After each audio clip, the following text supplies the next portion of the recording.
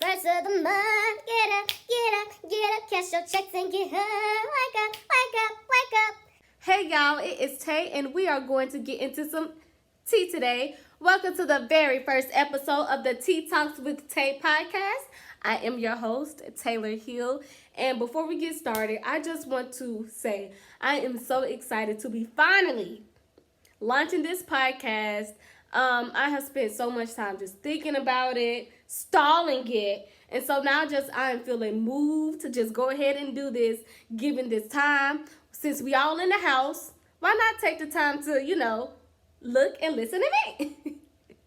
And so the tea I am sipping on today is elderberry and burdock root tea, and I really like mixing these two herbs together because the elderberry is really good for your immune system and it's also sweet, and the burdock root is good at cleansing your blood system, getting out all those toxins, and it is also good for your immune system. So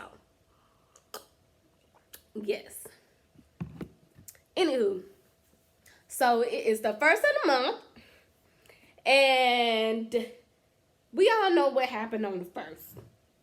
Landlords knocking on that door. Hey, where my rent at? Hunting you down for that rent. And given this pandemic going on and people are supposed to be quarantining themselves, all non-essential workers are being laid off and sent home. And given that a lot of people are not able to make their regular expected income, it is really affecting their funds. And a lot of people are just not able to make their rent because of this pandemic and them not going to work. And so actually, according to an article I read on slate.com titled Red April, approximately 3 million Americans have filed for unemployment. And this is not even giving the undocumented workers, the gig economy workers, or the freelancers such as creatives and writers, etc. And so we have companies and restaurants like the Cheesecake Factory sending their landlords whole letters saying, hey man, I don't know what you're gonna do, but I ain't gonna have that rent for you come the 1st of April. I ain't got it.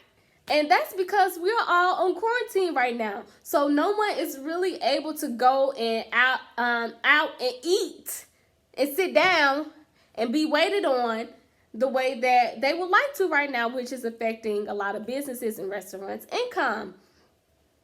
And so the article actually explains that residents owe $40 billion alone for housing/rent. 40 billion. I can't even wrap my head around. I really can't even wrap my head around $40 billion. Like, that is a lot of money as a collective to owe just for somewhere to stay.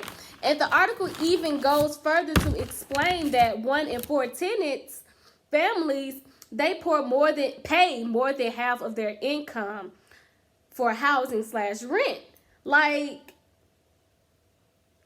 so these numbers are really just showing that housing nowadays is being priced more of a luxury than a basic human right.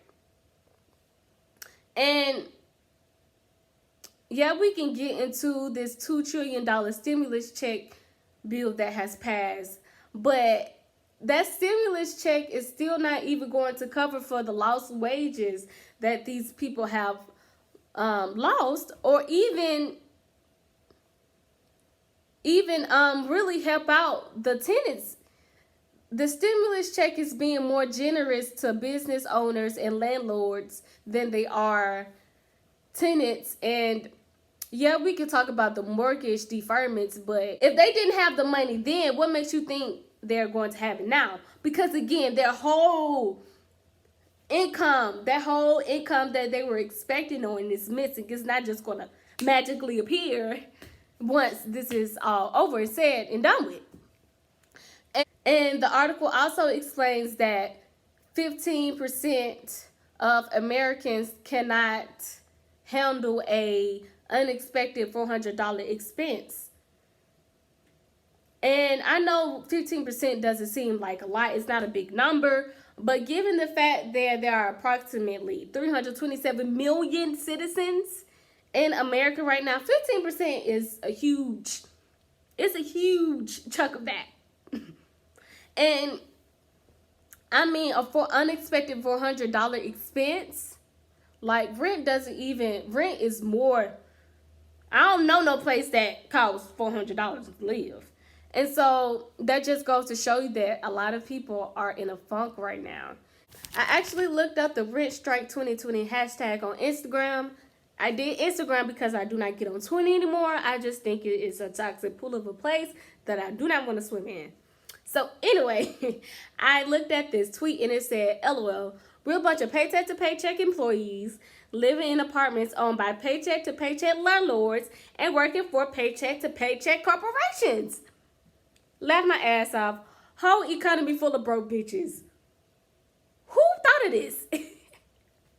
And I really thought that shit was really funny because, I mean, when you look at the fact that landlords are still expecting for their tenants to pay rent during this time when they just have no other choice but to be laid off, it's just like, do you really not have the expenses in the emergency funds to cover the rent until this is over with?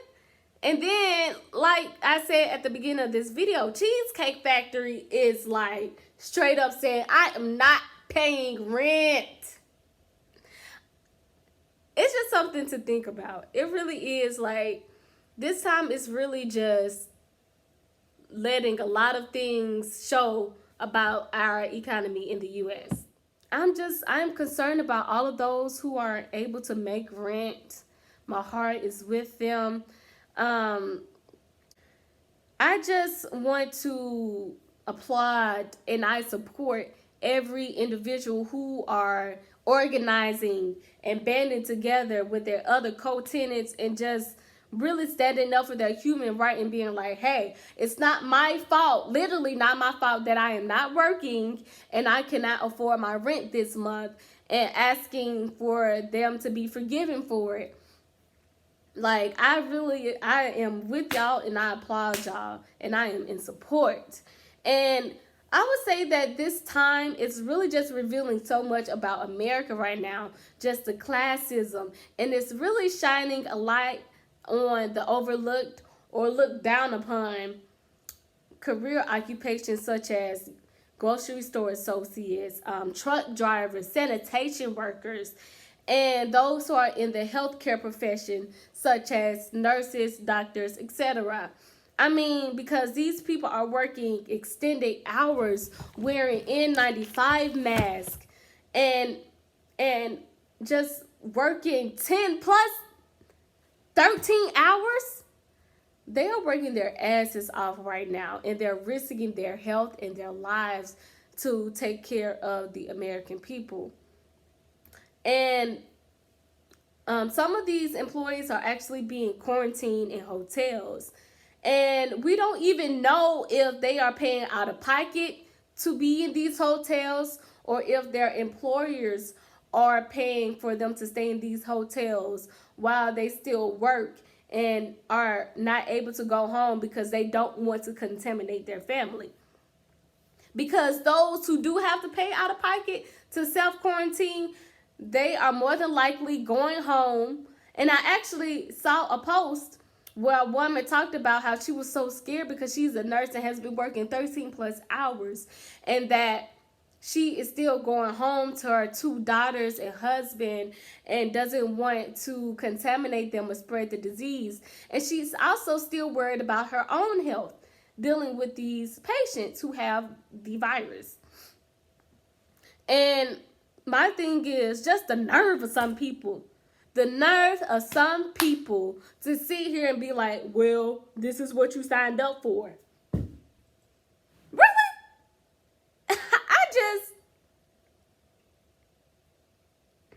Because when they chose this career, occupation and whatnot, I'm pretty sure they didn't have any type of deadly pandemic ever come to mind. Like, that's just not it. And I really believe that we should have more gratefulness and compassion for those who are just making the world go around as much as they can during this time. And it's just so ironic to me that the same occupations that were seen as low class, irrelevant, or just looked over are now the ones who are doing the work as much as they can to make this go away. And I just believe there should be a newfound appreciation for these people who are at the front lines during this pandemic. I personally want to thank every individual who are doing the work right now. All of the grocery store associates who are working modified hours, dealing with rampant, panicked customers, even customers with attitudes, and the healthcare professionals who are wearing these hot ass suits and wearing these N95 masks that are leaving marks on their faces, who are giving out the corona test and taking care of patients. I thank y'all so much, because you guys are just warriors right now. And like I said before, after this is over, said and done with, I believe we should just all have a newfound appreciation for these people who are,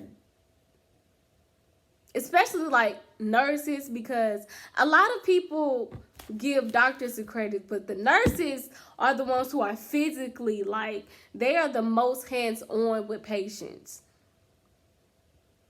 Like, yes, doctors, they do the diagnosis and give prescriptions and whatnot, but the nurses are really the most hands-on. And I just want to throw in, I also can't help but to think about the fact that my mom, she used to be a registered nurse. And I'm just so thankful that she's now just a research nurse. So she's able to work from home, because I would be missing my mama. Like, she would be gone and I would be missing and worried about my mother's health, because she would be gone working 13 hours a day if she was still working on the floor. So that's why I also have a different type of care and compassion for those, because I have a mother who is a nurse. But anywho, yes, I just wanted to take the time out of my day to say thank you to them, and also discuss the rent strike. What y'all think? For the ones who have apartments and owe people rent and whatnot, are y'all paying rent? Did you file for unemployment? I just want to have a discussion. So let me know in the comments. Like this video, and I will be back with more content. Thank you so much for watching.